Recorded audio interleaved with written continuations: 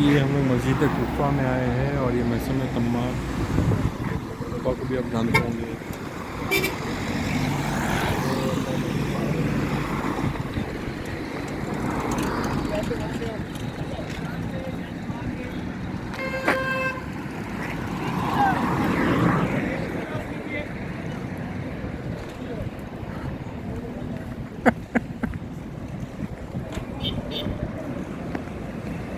مسجد کوفہ کے پاس حضرت میثم تمار کے قریب ہم پہنچ چکے ہیں. بتانا بھی تو چاہیے نا. ہاں ضرور. یہ کوفہ شہر ہے جس کے اندر ایک بہت قدیمی مسجد ہے, مسجد کوفہ. اس کے قریب میں ایک مزار ہے حضرت میثم تمار, اس کے قریب ہم پہنچ چکے ہیں. انشاءاللہ ابھی اس کی زیارت کریں گے.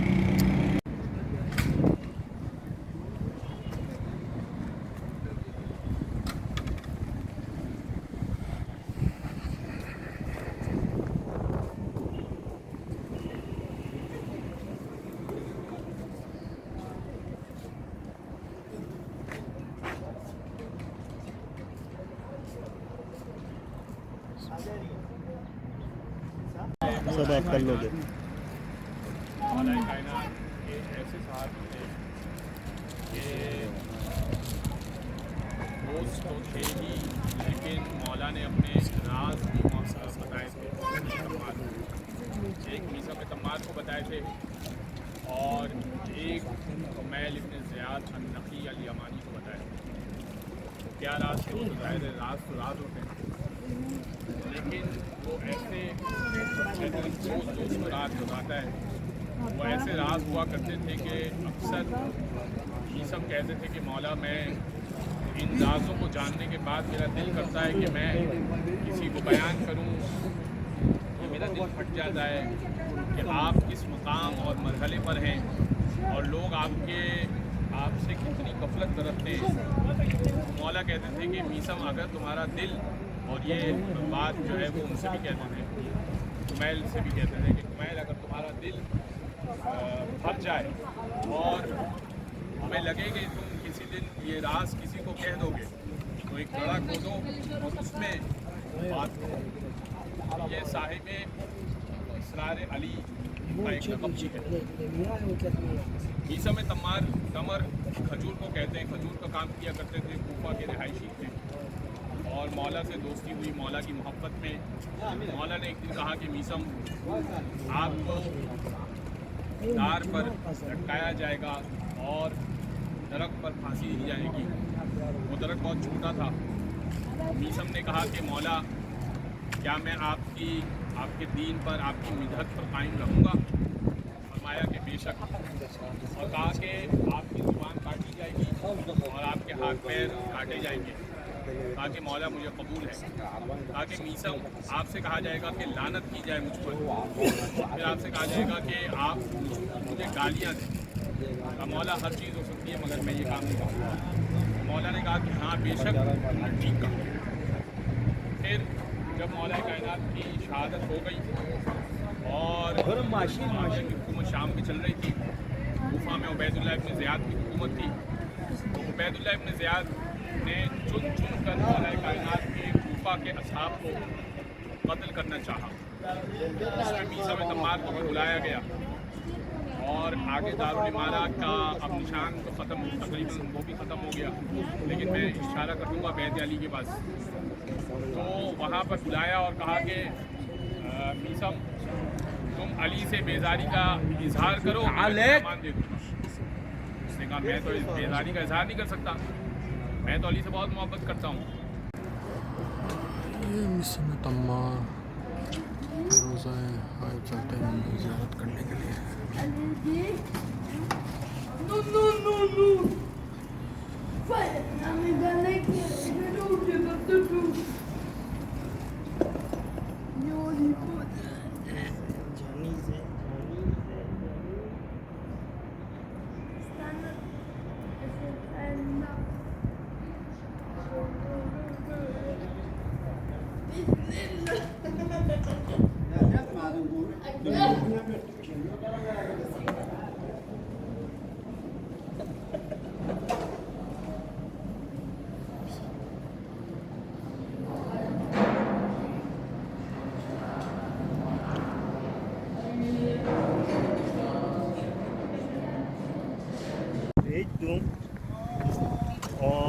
उसको ये बोलूँ कि भाई जब मेरा ये बिकेगा मैं तुझे बोलूँगा इस एड्रेस पे कोरियर कर दे, वो कोरियर कर दे, हाँ बीच का काम हम कर सकें हाँ कर सकते हैं। और बैंक अकाउंट उसका दे देंगे, हाँ अकाउंट में पैसे आएंगे और उसके अकाउंट में जब पैसे क्रेडिट होंगे उसको मैसेज आएगा, वो रॉयल मेल पे दे देगी, वहाँ रॉयल मेल चलती है। हाँ सही है। तो अभी आप यूके में किसी का करते हो? यूके में मैं डायरेक्टली मार्केटिंग कर देता हूँ मैं इसके अंदर, तो वो फिर वहाँ से अगर किसी को बेचना होता है तो यहाँ से मैं DHL करके नहीं जाता है कुरियर, तो महंगा पड़ता है। हाँ वो तो महंगा पड़ता है। लेदर की जैकेट होती है ना? हाँ हाँ लेदर की जैकेट, हाँ इसका तो बहुत काम किया है। हाँ हाँ बहुत काम।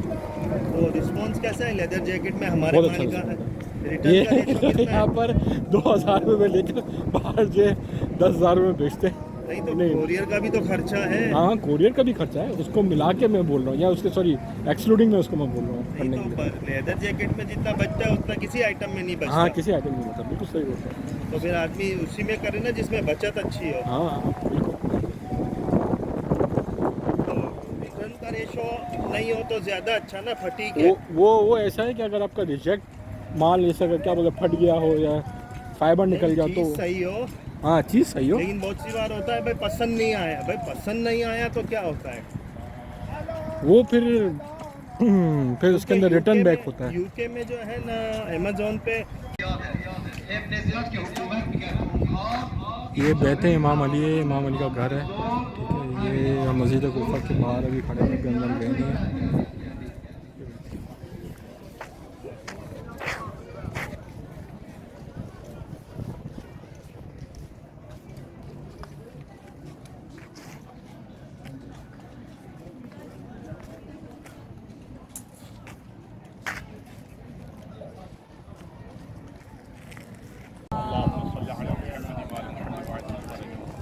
अमीरुल मोमिनीन को जब ज़ाहिरी खिलाफत दी गई, यानी कि तकरीबन 25 साल बाद जो हक़ के खिलाफत ग़स्ब किया गया, उसके बाद जब इस तरह से खिलाफत की हालत बदल गई और मजबूरन सब ने अली इब्न अबी तालिब के हाथ पर बैत की, और सब ने यहाँ तक के ये जुमले तारीख़ में मिलते हैं कि ये लोगों ने ये कहा कि अली अगर आप हमारी बैत कबूल नहीं करेंगे तो कल हम क़यामत में हुज्जत कायम कर सकते हैं कि हम तो अली की बैत करने आए थे, अली ने हमारी बैत कबूल नहीं की थी।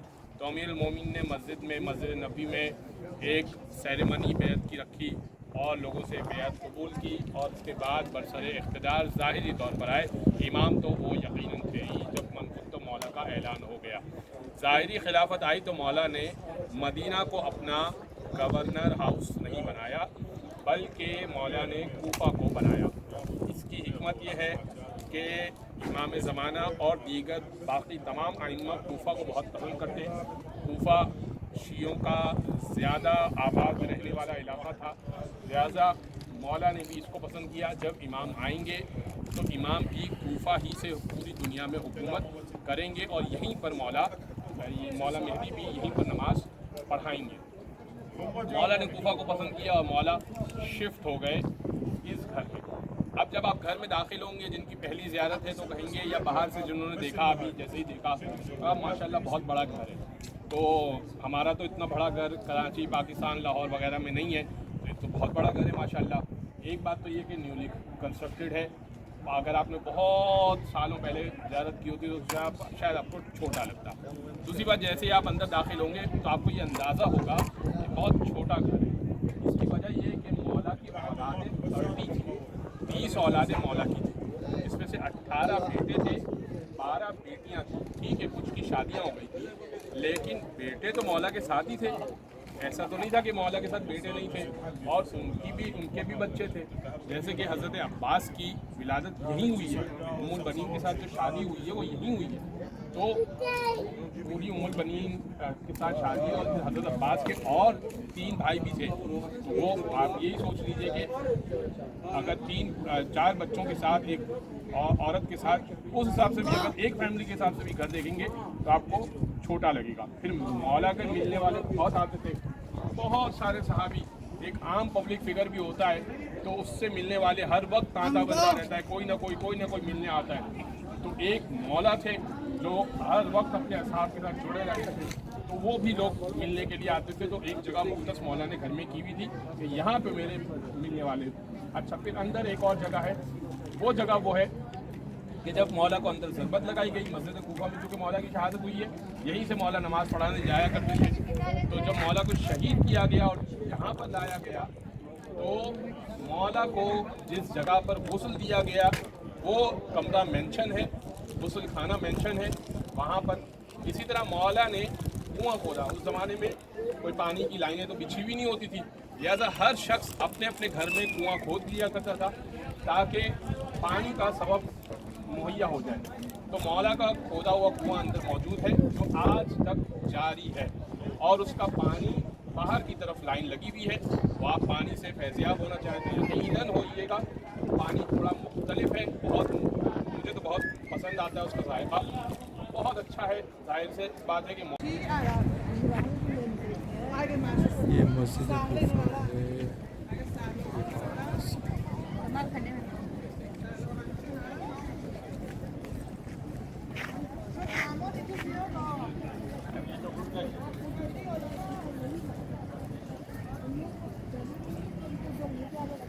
फौरन खा लेती है, उनके मूड पर डिपेंड करता है। अल खुराक के जगह पहले मतलब अगर उसको ये बोला जाए दिमाग के लिए खाना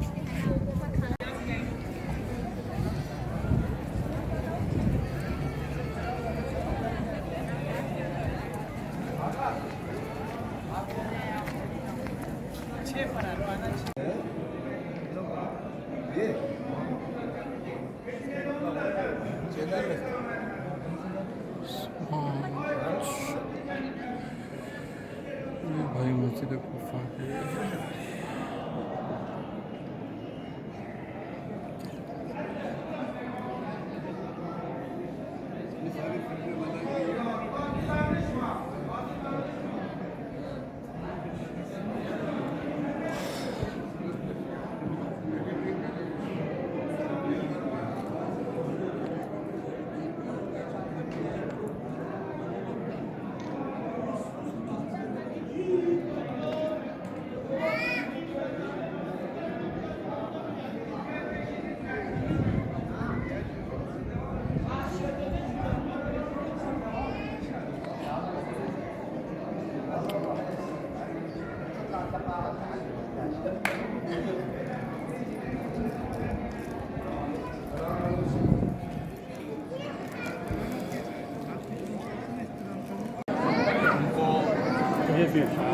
आग में जलाया था।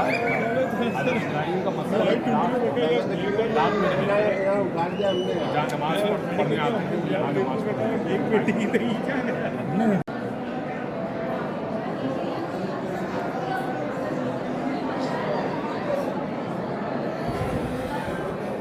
मूसा अलैहिस्सलाम की ज़िंदा है। तो जब वो ज़मीन पर थे, तो जब वो हज़रत खज़र अलैहिस्सलाम की थी इराक़ में, बहुत सारे अंबिया इराक़ में रहे हैं, ख़ास तौर पे नजफ़ में और कूफा में बहुत सारे अंबिया रहे हैं। इसीलिए नजफ़ में जो वादियुस्सलाम है उसमें 70,000 अंबिया की कब्रें हैं। तो साले की कब्र की तो निशानदेही है, लेकिन बाकी अंबिया की कब्र की निशानदेही नहीं है, लेकिन 70,000 अंबिया दफन है। तो एक बड़ी तादाद है, 1,24,000 में से 70,000 अंबिया वहीं पर दफन है। कहा जाता है कि नजफ़ में, बल्कि रिवायत में है, मतलब कहानी है, तब भूला नहीं है ये, रिवायत में है कि नजफ़ की सरज़मीन पर जब से आबाद हुई ज़मीन और अब तक कभी भी बुत परस्ती नहीं हुई, और चूँकि मौलाए कायनात को इस सरज़मीन में दफन हुआ। खिज़र भी सहला में उनका मकाम है। सहला रिहाइश उनकी इराक़ में थी, सहला में भी उनका नमाज़ पढ़ने की जगह है, वहाँ भी उन्होंने नमाज, वहाँ तो रिहाइश इख्तियार की थी और नमाज वहाँ भी पढ़ी है उन्होंने, यहाँ भी पढ़ी है। नमाज का उस ज़माने में जो भी तरीका था, अब ये तरीका जो राइज तरीका हमारा है वो तरीका जहन में ना लाइएगा, जो भी तरीका था नमाज पढ़ने का उस तरीके से हज़रत खिज़र ने इस जगह नमाज पढ़ी। का पानी निकल गया।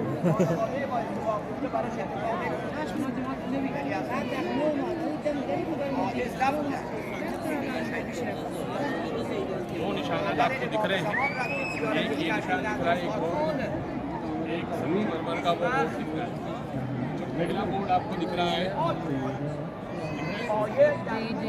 मंदिर का बोर्ड दिख रहा है, वहाँ पे मौला अली नमाज पढ़ने के बाद जो आपने जरकत वाला मकाम देखा, नमाज पढ़ाने के बाद अंदर वहाँ पर आके बैठ जाते थे फैसले करने के लिए। बहुत सारे मौला के मशहूर फैसले, एक फैसला ये कि वो अफराद आए और दोनों ने कहा हाकिम, हालांकि उनमें से एक हाकिम था, एक गुलाम था।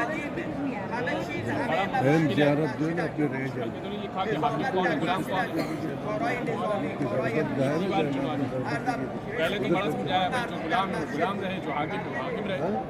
नहीं ये दोनों में से कोई भी नहीं माना।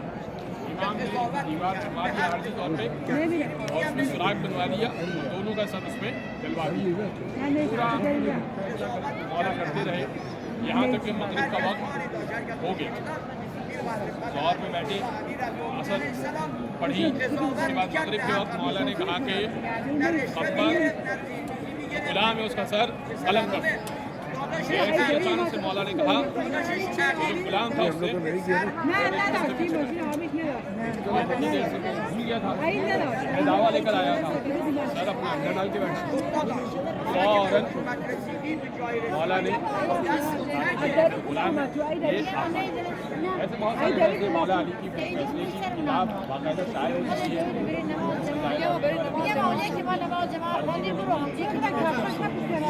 बहुत सारे फैसले मौला ने मांगा। ये एक फैसला मौला ने यहाँ किया, दफ्तुल क़ज़ा, ये बैतुल दश्त वाला फैसला। दश्त वाला ज़माने में वक्त देखने के लिए काम आया करता था, शाखिस कहते हैं इसे, शाखिस। अभी इस ज़माने में तो इस्तेमाल नहीं होता, घड़ी आ गई अब। तो इसका साया जितना बढ़ता घटता है सूरज के हिसाब से, उस हिसाब से ज़ोहर, असर, मगरिब, इशा वगैरह का तयन होता है। तो इसका पूरा वक्त भी तौज़ीउल मसाइल में लिखा हुआ है। शाखिस का साया इतना हो जाए तो ज़ोहर का वक्त हो गया, शाखिस का साया इतना हो जाए तो असर का वक्त हो गया। ये वो शाखिस है तो उस ज़माने का है। अच्छा, इसी के आगे आपको एक और मार्बल का पीस लगा हुआ नज़र आ रहा है। ये वो जगह है कि पहाड़ से रसूल गिरामी गुजर रहे थे, तो जब मेराज पर जा रहे थे तो जिब्रील से पूछा कि जिब्रील ये कौन सी जगह है इतनी खूबसूरत। मैंने कहा ये हज़रत आदम के दौर की मस्जिद है। कहा कि ये कौन सी जगह है इतनी खूबसूरत, ये कौन सी मस्जिद है। कहा कि या रसूल अल्लाह ये मस्जिद कुफा है। कहा कि जिब्रील परवरदिगार से इजाज़त लो, मैं 2 रकत नमाज यहाँ पढ़ना चाहता हूँ। यानी आप सोचिए जा रहे मेराज पर, लेकिन इतनी बड़ी जगह है, रसूल समझते हैं इस जगह को, इतनी बड़ी जगह समझते हैं कि रसूल ने 2 रकत नमाज की इजाज़त की, 2 रकत नमाज की इजाज़त मिली। उस जगह पर मकाम मेराज है, वो मकाम मोहम्मद भी कहते हैं उसको। उस जगह पर रसूल खुदा ने 2 रकत नमाज पढ़ी, वो मकाम मेराज है। आइए का मकाम है और वो मकाम है मैंने अर्ज़ किया था आपसे कि हज़रत आदम 40 साल बाद जिस जगह पे तौबा कबूल की वो जगह, ये जगह वो मकाम जिब्रील कौन सा है। आपको में सुना होगा कि जब मौलाए कायनात को ज़रूरत लगी तो जिब्रील ने एक चीख मारी थी और कहा था लक़द तहद्दमत अल्लाही अरकानुल हुदा, खुदा की कसम आज हिदायत का रुकन गिरा दिया गया। पूरा मरसिया है, पहला जुमला इसका मशहूर है। तो जनाब ज़ैनब व उम्मे कुलसूम, जनाब ज़ैनब जनाब उम्मे कुलसूम के घर गई और कहा कि आपने जिब्रील का मरसिया सुना, लगता है बाबा को कुछ हुआ है। और फिर उम्मे कुलसूम से कहा था कि बाबा खैरियत से गए थे, कहाँ गए तो खैरियत से थे, अल्लाह खैर करे। और फिर बाद में ये कहा कि मुझे माँ के रोने की आवाज़ आई।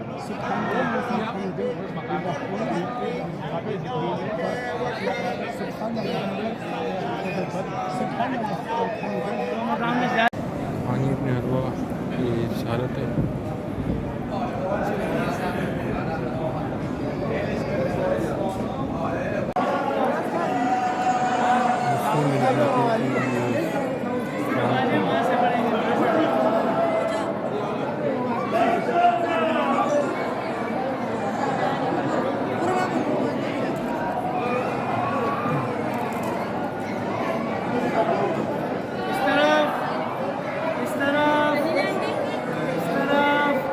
इसकी जगह इस तरफ। बिस्मिल्लाहिर्रहमानिर्रहीम। ये वो मकाम है कि छठे इमाम ने यहाँ पे नमाज़ पढ़ी है कुफा में। इसकी नमाज भी आप लोग पढ़ चुके। मुस्लिम इब्न अकील को थोड़ी सी हिस्ट्री बता देता हूँ। मुस्लिम इब्न अकील सफ़ीर बनाकर कुफा में भेजे गए और ये मालूम करने के लिए कि आया हालात इमाम हुसैन के लिए साझगार है या नहीं। और जब मुस्लिम को आता हुआ देखा तो यजीद ने गवर्नमेंट चेंज कर दिया और उबैदुल्लाह इब्न ज़ियाद को भेज दिया। उबैदुल्लाह ने अनाउंसमेंट कर दी थी कि अगर कोई मुस्लिम को पनाह देगा तो उसकी जान माल इज़्ज़त आबरू माल सब कुछ मुझ पर हराम होगा। उबैदुल्लाह का दारुल इमारा आपने बैत अली के पास वहाँ पर मौजूद था। तो लोग बहुत खौफज़दा थे क्योंकि उबैदुल्लाह बहुत ही जल्लाद किस्म का, बहुत ही वहशी किस्म का शख्स था। बहरहाल मुस्लिम को जिस शख्स ने पनाह दी वो हानी इब्न उरवा है, जिनकी इजाज़त आप करेंगे। हानी इब्न उरवा कूफा के रईस लोगों में शामिल थे और बहुत ताकतवर शख्स थे और मौला के बेहतरीन चाहने वाले थे और पॉलिटिकली इनका बहुत अच्छा स्ट्रॉन्ग बैकग्राउंड था। ये जब चला करते थे तो उनके प्रोटोकॉल में 70 अफराद 80 अफराद चला करते थे। आज भी किसी के प्रोटोकॉल में 70-80 अफराद नहीं चलते, लेकिन इनके प्रोटोकॉल में एक कबीला पूरा चलता था। और जब इनके पास मुस्लिम इब्न अकील थे तो उबैदुल्लाह डायरेक्ट इन पर हाथ नहीं डाल सकता था। लिहाजा उबैदुल्लाह ने इनको बुलाया, हानी को, हानी 60 साल के हो गए थे, हानी को बुलाया और कहा कि मुस्लिम हमारे हवाले करो। तो मैं हानी की उर्मा ने कहा कि मैं अपना अव्वलन तो वो मेहमान है और फिर वो हुसैन के भेजे हुए सफ़ीर हैं, मैं कभी ये नहीं काम कर सकता। उबैदुल्लाह ने कहा कि ठीक है, फिर देखते हैं कि कौन जीतता है। उबैदुल्लाह ने उनके आसपास जितने अफराद थे कुछ को माल का लालच दिया, कुछ को जान की धमकी दी। आहिस्ता आहिस्ता आहिस्ता मुस्लिम को हानी इब्न उरवा को तनहा कर दिया। जब हानी को तनहा कर दिया तो हानी ने मुस्लिम इब्न अकील से कहा कि मुस्लिम अब तो मेरी हिफाजत की कोई गारंटी नहीं है, मेरी जान की कोई गारंटी नहीं है, ए मुस्लिम मेरा घर महफूज नहीं है, किसी भी वक्त हमला हो सकता है। मैं कूफा में ही रहते थे। मुस्लिम ने कहा कि कोई मसला नहीं हानी, मैं आपके घर से। इस मकाम पे मौला नफिल नमाज पढ़ते थे, शब नमाज मौला घर से ज़रा जल्दी निकलते थे या नमाज़ पढ़ाने के वक्त पे ज़रा जल्दी निकलते थे। ज़ोहर का वक्त है, अभी ज़ोहर का वक्त होता नहीं था, थोड़ा पहले निकलते थे और नफिल नमाज़ें पहले पढ़ लेते थे, फिर वहाँ जाके जमात कराते थे। तो ये बड़ा एक टॉपिक है, एक सवालिया निशान है कि मौला को जो ज़रूरत लगी है वो किस महराब पे लगी है, इस जगह या उस जगह। तहकीक करने वाले ये कहते हैं कि मौला अभी नाफिला पढ़ रहे थे और इब्न मुलजिम ने मस्जिद को खाली देखा था और फ़कत हसन हुसैन और चंद नमाजी आए हुए थे और उसने मौला को नाफिला नमाज में ही ज़रूरत मार दी। अभी फ़र्ज़ नमाज का वक्त आया नहीं था। तो बहरहाल ये महराब भी है जहाँ पे मौला नाफिला पढ़ा करते थे। लेकिन बहरहाल वहाँ पर भी यादगार बनाई हुई है, यहाँ पर भी आप उसी तरह ज़ियारत कीजिए कि बहरहाल एक तहकीक तो है। तो ये मौला का नाफिला का महराब है और नाफिला का और वो फ़र्ज़ का महराब है।